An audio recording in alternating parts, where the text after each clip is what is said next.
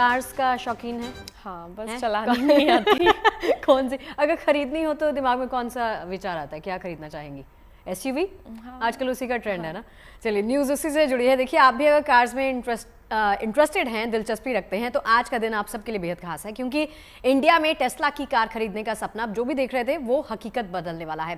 Tesla ने मुंबई में अपने पहले शोरूम की शुरुआत कर दी है, उसी की तस्वीरें लेकर आए हैं आपके लिए। बिल्कुल, आधुनिक तकनीक की मिसाल मानी जाने वाली ये कार काफी समय से भारतीय बाजार में आने की कोशिश में जुटी थी और अब सरकार ने इंपोर्ट ड्यूटी घटाकर टेस्ला के लिए इंडियन कार मार्केट के दरवाजे खोल दिए हैं।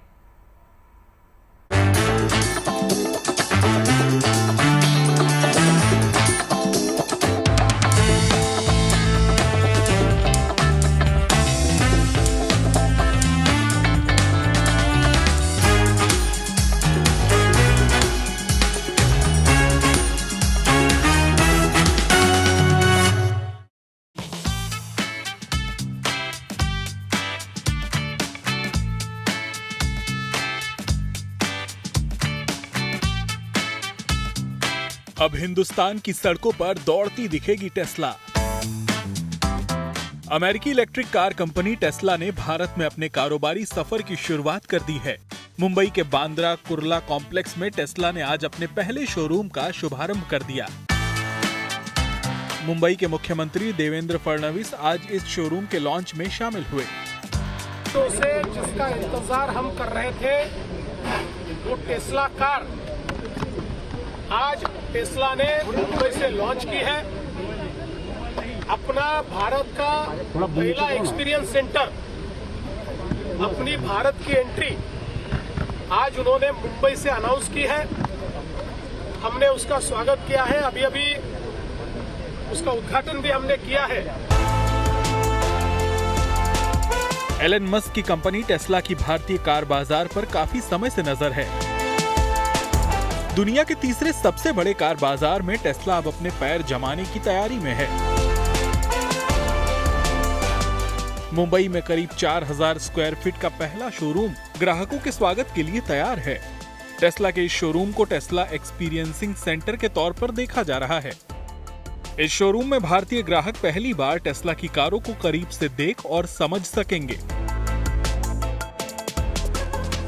रिपोर्ट के मुताबिक टेस्ला शुरुआत में अपने मॉडल वाई को भारतीय बाजार में उतारेगी। Model Y powerful battery pack से लैस मिड साइड एसयूवी है। भारत में इस कार की कीमत करीब 60 लाख रुपए होगी। इसका एक लॉन्ग रेंज वेरिएंट भी लॉन्च होगा। लॉन्ग रेंज वेरिएंट की कीमत करीब 68 लाख रुपए होगी। सिंगल चार्ज में ये कार 574 किलोमीटर की ड्राइविंग रेंज देगी। मॉडल वाई के बाद टेस्ला मॉडल 3 और मॉडल एक्स को भी इंडियन मार्केट में पेश कर सकती है।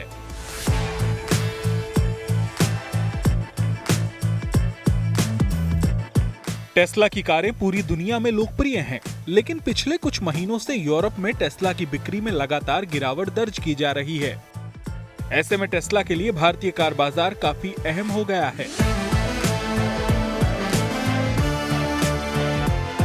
भारत में कारोबारी सफर की शुरुआत करने से पहले टेस्ला ने भारत में इंपोर्ट होने वाली इलेक्ट्रिक कारों पर टैक्स कम करने का दबाव बनाया।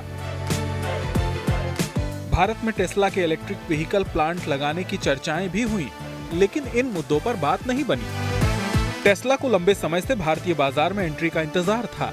जब भारत सरकार ने इलेक्ट्रिक व्हीकल्स की नई पॉलिसी बनाई तो टेस्ला के लिए भारतीय बाजार की राह खुल गई। भारत में कंप्लीटली बिल्ट यूनिट यानी सीबीयू वाली कारों पर 110% इंपोर्ट ड्यूटी लगती थी। इस बार के बजट में सरकार ने इसे घटाकर 70% कर दिया। टैक्स में इस राहत से टेस्ला भारत के कार बाजार पर फोकस कर रही है। शुरुआती दौर में टेस्ला इंपोर्टेड कारों को ही भारत में ला रही है, लेकिन यहाँ बाजार की डिमांड को देखते हुए कंपनी अपनी भविष्य की रणनीतियों में बदलाव भी कर सकती है। मीडिया रिपोर्ट्स में दावा किया जा रहा है कि मुंबई के बाद टेस्ला का अगला शोरूम दिल्ली में खोला जाएगा। चर्चा तो इस बात की भी है कि टेस्ला भारतीय बाजार के लिए एक किफायती मॉडल पर भी काम कर रही है। Bureau report, good news today.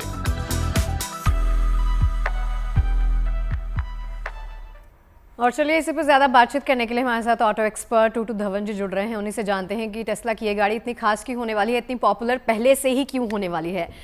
टूटू जी बहुत बहुत स्वागत है आपका गुड न्यूज़ टुडे पर। सर एक सवाल जो जहन में आता है कि ऑटो इंडस्ट्री के लिए इस कदम को आप, टेस्ला के इस कदम को आप कितने बड़े बूस्ट के तौर पर देख रहे हैं, ऑटो इंडस्ट्री को कितना बड़ा बूम मिलेगा और टेस्ला की ये गाड़ी इतनी पॉपुलर पहले से क्यों है? देखिए, सबसे पहले तो मैं टेस्ला को वेलकम करता हूँ टू इंडिया, जो आज से कोई 5-7 साल से कोशिश कर रहे थे कि वो हिंदुस्तान के अंदर अपना कुछ ना कुछ पेशकश लेके आए। Finally they have arrived and welcome to them. But बाकी ये भी मैं आपको बताना चाहता हूँ कि इंडिया के अंदर ऑलरेडी एक बजट वाली हमारे पास इलेक्ट्रिक व्हीकल्स ऑलरेडी मिल रही हैं बाय द लोकल मैन्युफैक्चरर, और वो प्राइसिंग शुरू होती है 10-12 लाख से एंड दे गो अपवर्ड। अब देखा जाएगा कि टेस्ला के पास ऐसी प्राइसिंग की गाड़ी हो सकेगी कि नहीं। Are they looking at volume और are they looking at just garage के अंदर एक novelty for a rich man जो कह दे कि हमारे पास एक टेस्ला भी है beside Mercedes, BMW and so on. तो टेस्ला का अभी काफी एसेट टेस्ट होने वाला है हिंदुस्तान के अंदर प्राइस वाइज। उधर से वियतनाम से भी विनफास्ट गाड़ी लॉन्च हो गई है आज, और इधर हिंदुस्तान के अंदर भी हमारे पास एक बहुत बड़ा बुके है of manufactured EVs which are very price aggressive, जिसके साथ हमारे जो कंज्यूमर्स हैं उनको एक बहुत बड़ा चॉइस मिलती है। एक तो वो गाड़ी ले सकते हैं जो बैटरीज हायर के ऊपर हों and they are within 10 to 12 lakh, और बाकी जो अपने आप उन्होंने खरीदना चाहे तो they can get a decent vehicle for up to 14-15 lakh. अब ये देखना जाएगा कि टेस्ला इनके साथ कैसे compete करती है, because they are known to be expensive and on top of that जो उनके फीचर जो आइकॉनिक फीचर है जो ऑटोनोमस ड्राइविंग का, वो हिंदुस्तान के अंदर तो नहीं मेरा ख्याल वो चल सकेगा because of our traffic conditions and road condition. Tutu Dhawan ji, वही इसी के बारे में मैं आपसे जानना चाहूंगी कि क्योंकि जितना भी मैंने इस गाड़ी के बारे में पढ़ा उसमें यही था कि 500 किलोमीटर से भी ज्यादा की रेंज ये गाड़ी देगी, लेकिन अगर हम भारतीय सड़कों की बात करें, उस ट्रैफिक की बात करें, तो उस बीच असल में ये गाड़ी कितनी रेंज से चल पाएगी? देखिए, ये जो टेस्ट कंडीशंस के अंदर रेंज निकाली जाती है, एक्चुअली ऑन रोड जो है they don't give you this sort of a performance, और कम से कम नहीं तो 10 से 20% कम परफॉर्मेंस आती है ऑन अ न्यू कार। और एज बैटरीज जैसे आपको पता ही है फोन की भी और टॉर्चेस की भी टाइम के साथ वो धीरे धीरे उनकी क्षमता कम होती जाती है, उनकी पावर कम होती जाती है। ऐसे ही जो गाड़ियों की जो बैटरीज हैं they also start losing their mileage. अब आज वो 584 किलोमीटर बता रहे हैं, वो धीरे धीरे कम होते होते अब यूजेज के साथ एंड टाइम के साथ कितनी आ जाती है अकॉर्डिंग टू ट्रैफिक कंडीशंस। रात को जो गाड़ी चलानी एयर कंडीशनर के साथ ट्रैफिक लाइट्स के ऊपर खड़े रहना 5-5 मिनट 10-10 मिनट, तो उसकी एक्चुअल जो माइलेज है वो आपको ऑन यूज ही पता लग सकती है। बिल्कुल। टूटू सर, एक और सवाल मेरा ये, जैसे आपने कहा ना कि इंडिया में ऑलरेडी एसयूवी सेगमेंट में बहुत सारे मॉडल्स हमारे पास मौजूद हैं। अब टेस्ला के इस वाई मॉडल को हम BMW या फिर BYD के बहुत सारे मॉडल्स के साथ कंपेयर कर रहे हैं एसयूवी सेक्शन में। अब जो प्राइस रेंज की बात की जा रही है 65 से 70 लाख तक की ये गाड़ी हो सकती है, तो इंडियन ऑडियंस जो इस ड्रीम को देख रही है कि टेस्ला गाड़ी वो जिसके वो शौकीन है, जिसका वो ड्रीम देख रहे हैं कि इंडिया में जब आएगी हम खरीदेंगे, उनके लिए बेनिफिट्स क्या होने वाले हैं इस गाड़ी को खरीदने के बाद? क्या लगता है कि इतनी रेंज तक जाना उनके लिए ठीक रहेगा? देखिए, सबसे पहले तो मैं ये बताना चाहता हूँ कि ये एक नॉवेल्टी आइटम है। जो it will go for a rich mains garage. Exactly. और क्योंकि अभी इनकी एस्टैब्लिश नहीं हुई शोरूम्स, इनकी वर्कशॉप्स, इनकी आफ्टर सेल सर्विस, तो जो ऑलरेडी यहाँ पर एस्टैब्लिश्ड ब्रांड्स हैं BMWs और Porsche और कई Land Rovers and so on, उनकी तो ऑलरेडी यहाँ पे कई 100 शोरूम्स हैं हिंदुस्तान के अंदर, और उनको आफ्टर सेल सर्विस के अंदर कोई ऐसी प्रॉब्लम नहीं आ रही। अभी इनको अपने आप को एस्टैब्लिश करना पड़ेगा, और साथ साथ में कॉन्फिडेंस लाना पड़ेगा टू द कस्टमर कि वो ये गाड़ी लेने के बाद कितना उनको ease of uses and ease of facilities of maintenance उनको मिल सकेगी। अभी तो हमारे हिंदुस्तान के अंदर जितने भी ईवी मैन्युफैक्चरर्स हैं, they are giving the maximum benefits to their customers and the customers are very very happy as far as EVs are concerned। बिल्कुल, और इलेक्ट्रिक व्हीकल भी क्योंकि टेस्ला की तरफ से निकाली गई है और इससे पहले भी कई कंपनियां निकाल चुकी हैं, तो अगर आपसे पूछना चाहे सर, क्या लगता है आपको आने वाला वक्त इलेक्ट्रिक व्हीकल का होने वाला है? पेट्रोल और डीजल की गाड़ियां धीरे धीरे कम खरीदी जाएंगी? देखिए, ये तो अब टाइम ही बताएगा, क्योंकि ऑलरेडी आपको शायद पता है इंटरनल कंबस्शन इंजन जो आज से 150 साल पहले जो बने थे और साथ में पेट्रोल और डीजल के साथ चलते थे, वो आज जाके they are eating up the environment. अब जो बैटरीज की जो है, it is also not a very good alternate, क्योंकि इसके जो रेजिड्यूल्स हैं वो they are not environment friendly, and on top of that इसके अंदर जो नेचुरल रिसोर्सेज जो यूज होते हैं for to manufacture batteries and water and so on are also not very user friendly. तो आने वाले दिनों के अंदर ही हमको पता लगेगा कि कौन सी एक्चुअल टेक्नोलॉजी है which is going to be the final technology that the world is going to accept. मेरी अपनी तरफ से तो hydrogen I am looking at is going to be the final technology which the world will accept, and it is going to be a very successful technology once it gets refined totally. अभी भी उसकी refinement चल रही है, पिछले कई सालों से चलती आ रही है और अभी भी वो रिफाइन हो ही रही है, एंड फाइनली आई थिंक आने वाले दिनों के अंदर इट विल बी सक्सेसफुल। जी, टूटू सर लौटती हूँ आपके पास। ये छोटी सी रिपोर्ट एक बार दिखा देते हैं अपने दर्शकों को। देखिए, टेस्ला के शोरूम लॉन्च को लेकर मुंबई में लोग काफी एक्साइटेड हैं। शोरूम के लॉन्च के वक्त हमारे सहयोगी मुस्तफा शेख वहां पर मौजूद रहे। देखिए रिपोर्ट। आज टेस्ला का पहला शोरूम भारत में खुला है। मुंबई के बैंड्रा कॉम्प्लेक्स के मेकमेक सिटी में इस वक्त हम लोग मौजूद हैं। हमारे पीछे है ये नया इनॉग्रेट किया गया टेस्ला कार का शोरूम। 2016 से टेस्ला कार्स इंडिया में आने की कोशिश कर रहे थे। फाइनली ये जो सपना है ये कहीं ना कहीं पूरा होता हुआ अब दिख रहा है। वाई मॉडल की जो कार्स हैं इंडिया की, वो कहीं ना कहीं आप देख पाते हैं कि यहाँ पर देखने के लिए मिल रही है, और कहीं ना कहीं पूरे इंडिया में इसकी डिमांड तो है ही। उसके साथ साथ जो गवर्नमेंट्स, स्टेट गवर्नमेंट्स, वो टेस्ला को बुला रही हैं कि वो यहाँ पर शोरूम, स्टेट्स में शोरूम ओपन करे, हो सके तो मैन्युफैक्चरिंग करे। अब देखना ये होगा कि टेस्ला की शोरूम खुलने के बाद ये गाड़ियों का जो actual on road cost India में है वो कितना होता है, कितनी इसकी डिमांड है, कितने महीनों में पहली कार देखने के लिए मिलती है। टेस्ला की एक्सपेक्टेशन है Q3 या Q4 2025 तक ये चीज़ पॉसिबल हो पाएगी। इंडिया में इलेक्ट्रॉनिक कार सेगमेंट में अलग अलग ब्रांड्स जो है वो अवेलेबल है, उसमें टेस्ला कैसे अपनी जगह बनाता है, कितने जल्दी जो ऑटो पायलट फंक्शन है टेस्ला का वो इंडिया में ऑपरेशनल हो पाता है, ये कई सारे सवाल है, कई सारी एक्साइटमेंट है। बाहर के दृश्य आपको दिखाएंगे। जो शोरूम खुला है उसके बाहर ये देखने को मिल रहा है। आज बारिश का दिन भी है क्योंकि, तो काफ़ी गर्दी इस वक्त यहाँ पर देखने को मिल रही है। तो ये शोरूम बैंड्रा कॉम्प्लेक्स में पहला इंडिया का टेस्ला का खुल चुका है।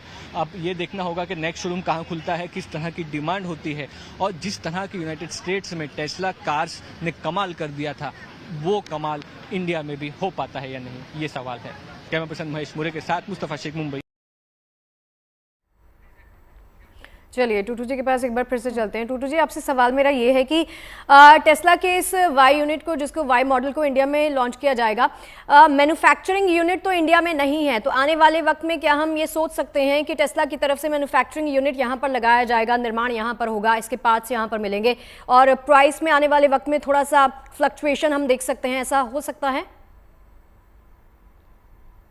देखिए, जब तक ये हिंदुस्तान के अंदर मैन्युफैक्चरिंग नहीं होगी इसकी प्राइसिंग कम हो सकती, बिकॉज इसके ऊपर 110% ड्यूटी लगा के सीबीयू के ऊपर इट बिकम्स अनवायबल, एंड इसका competition it goes into a higher bracket, which already जो हमारे पास यहाँ मैन्युफैक्चरर्स काफी पॉपुलर ब्रांड लेके आए हुए हैं। और टेस्ला का वैसे भी आपको शायद पता ही है कि वर्ल्ड वाइड इसकी जो कुछ पकड़ थोड़ी सी कम होती जा रही है। यूरोप के अंदर, चाइना के अंदर, इवन अमेरिका के अंदर इसकी डिमांड कम होती जा रही।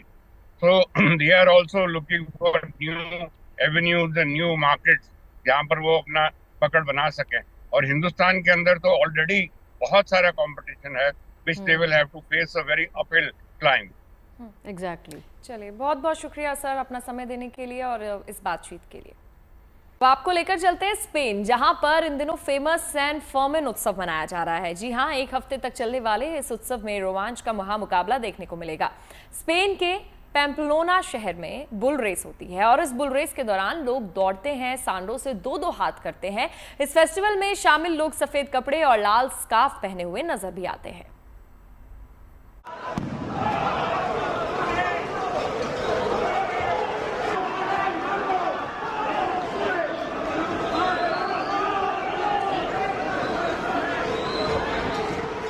हवाई फायर हुआ और बाड़े का गेट खोल दिया गया। बाड़े का गेट खुलते ही सांडों का झुंड तेजी से दौड़ लगाता हुआ बाहर निकल आया। तेजी से भागते हुए ये सभी सांड चंद सेकंड में सड़क पर आगे आगे दौड़ रहे लोगों के बेहद करीब पहुंच गए। इसके बाद शुरू हुआ रोमांच का महामुकाबला। इंसानों की भीड़ इन बुल से बचने के लिए इधर उधर मूव करती नजर आई, जबकि ये सांड लगातार भीड़ का पीछा करते रहे।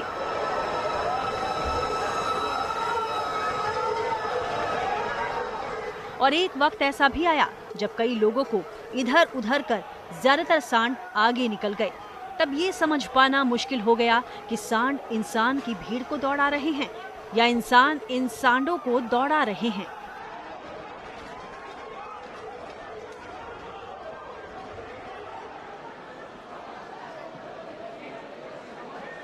इस खेल का रोमांच ऐसा कि बड़ी संख्या में लोग सड़कों के दोनों तरफ बने मकानों की बालकनी और छतों पर चढ़ गए और वो वहां से इंसानों का पीछा करते सांडों के झुंड को देखने लगे।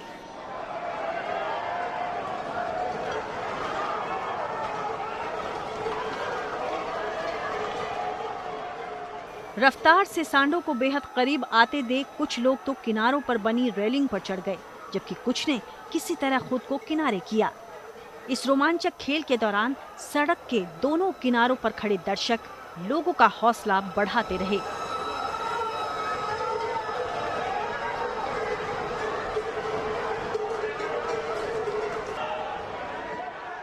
स्पेन के पैम्पलोना शहर में हर साल दुनिया भर से लोग बुल रेस में हिस्सा लेने के लिए पहुंचते हैं।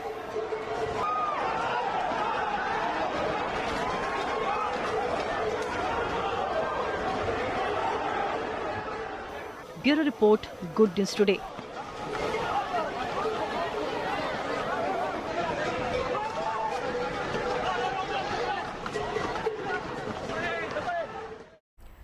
रामनगरी अयोध्या अब सिर्फ श्रद्धा और आस्था का केंद्र नहीं बल्कि आधुनिक भारत की पर्यटन राजधानी बनने की ओर तेजी से बढ़ती जा रही है। सरयू की गोद में भक्तों को अध्यात्म के साथ शाही सवारी का आनंद भी मिल जाएगा, क्योंकि सरयू किनारे की सादगी में अब आधुनिकता की एक नई छाया जुड़ गई है। सरयू किनारे अब सिर्फ पूजा अर्चना ही नहीं बल्कि लग्जरी क्रूजिंग, वाटर स्पोर्ट्स और आधुनिक बोटिंग का अनुभव भी मिल जाएगा।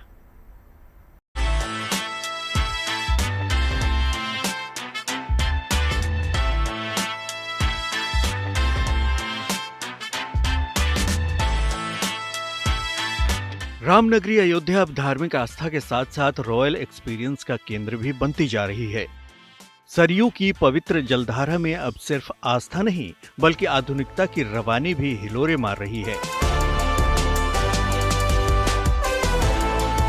सरयू की शांत लहरों पर अब सफर का शाही अंदाज आपको दिखने वाला है, क्योंकि सरयू अब बन चुकी है टाइम मरीना जैसी लग्जरी बोट का ठिकाना। एक ऐसी लग्जरी जल सवारी जो धार्मिक नगरी को टूरिज्म के वर्ल्ड मैप पर और चमकाने जा रही है। यहाँ पे आप देख रहे हैं ये एक नई तरीके की बोट आ चुकी है उत्तर प्रदेश पुलिस हेडक्वार्टर से। टाइम मरीना इस बोट का नाम है और ये वीवीआईपी कल्चर के लिए है। जैसे कि कुछ वीवीआईपी जो आते हैं उनके लिए ये बोट यहाँ पे लाई गई है। ये सरयू नदी का जो है लगातार यहाँ श्रद्धालुओं को जो वीवीआईपी होंगे उनको यहाँ पे सैर कराएगी। वीवीआईपी मेहमानों के लिए खास तौर पर डिजाइन की गई इस बोट में सब कुछ है, आराम, क्लास और टेक्नोलॉजी का तड़का। आलीशान इंटीरियर, कंफर्टेबल सिटिंग, शानदार इंटीरियर, पॉश सुविधाएं और रिवर फ्रंट का अद्भुत नजारा। यह अनुभव अयोध्या आने वालों के लिए यादगार बन जाएगा। ये वीवीआईपी लोगों के लिए आई है, ताकि जो कोई भी वीवीआईपी लोग आए तो वो इस पे घूम के आनंद ले सके सरयू का। ये इसकी स्पीड लगभग कितनी होती है? ये स्पीड हाई स्पीड बोट है ये सर। पीछे पेट्रोल इंजन लगा हुआ है, बहुत बड़ा इंजन है, आप देख सकते हैं, और बहुत हाई स्पीड है। इसका कम से कम मिनिमम स्पीड होगा तो 12 नॉटिकल माइल होगा। क्या नाम है इस बोट का? इसका बोट का नाम है टाइम मरीना। यह मरीना बोट अयोध्या के टूरिज्म को एक नई दिशा देगी। सरयू में इस बोट के उतरने से न सिर्फ धार्मिक पर्यटन को बल मिलेगा, बल्कि जलमार्ग आधारित ट्रेवल का एक नया ट्रेंड भी शुरू होगा। लेकिन अभी तो ये सिर्फ शुरुआत है। आने वाले वक्त में सरयू नदी पर और भी मॉडर्न क्रूज, हाउस बोट्स और आलीशान होटल की प्लानिंग है। ये रेस्टोरेंट बन रहा है और ये मारुति 2 बोट है। इधर एक सरयू है, वो उसमें भी अभी पिछले 2 दिन पहले कमिश्नर साहब आके स्नान करके अभी गए हैं, 2-3 दिन पहले। उसके पीछे एक और बोट है, आगे बोट है, बहुत सारी बोट है यहाँ पे, लगभग 10 बोट के लगभग है जो गवर्नमेंट की है। आप लोग आके 100 रुपया 150 रुपया टिकट है, आके आनंद ले सकते हैं, भ्रमण कर सकते हैं। रामनगरी अयोध्या अब ग्लोबल टूरिज्म डेस्टिनेशन के तौर पर विकसित हो रही है। सरयू में उतरी टाइम मरीना लग्जरी बोट भविष्य के उस विजन का हिस्सा है जहां आस्था और आधुनिकता दोनों एक साथ आगे बढ़ेंगे। Mayank Shukla, Ayodhya, good news today.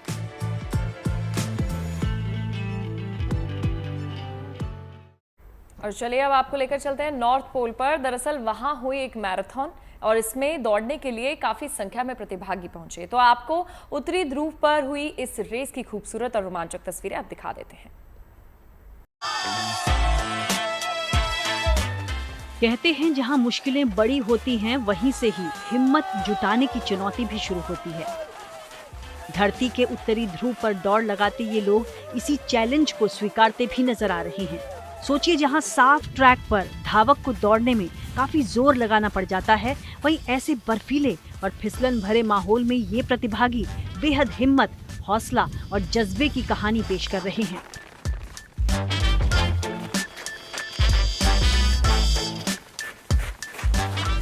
बाहर भले ही वातावरण बर्फीला है, सांस लेने में काफी दिक्कतें भी हो रही हैं, लेकिन देखिए ऐसे प्रतिकूल माहौल में भी ये सभी प्रतिभागी फुल ऑफ एनर्जी नजर आए।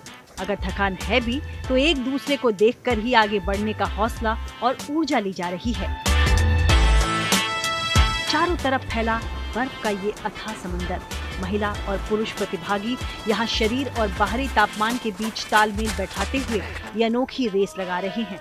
और आखिरकार इस मैराथन का वो भी पल आया जब विजेता ने फिनिश लाइन क्रॉस की और इस बर्फीले समंदर में दौड़ लगाकर विजेता ने अपने जज्बात भी बयां किए। It was not easy, but it was a fun run actually. I enjoyed it. इसके बाद तो एक एक कर ऐसे ही कई प्रतिभागियों ने इस दौड़ को खुशी खुशी पूरा किया, जो सभी प्रतिभागियों के लिए एक रोचक, यादगार और एडवेंचर से भरी यादें दे गयी। बहरहाल आर्कटिक महासागर के जमे पानी पर कई किलोमीटर की ये मैराथन वाकई में अद्भुत और चुनौतीपूर्ण रही।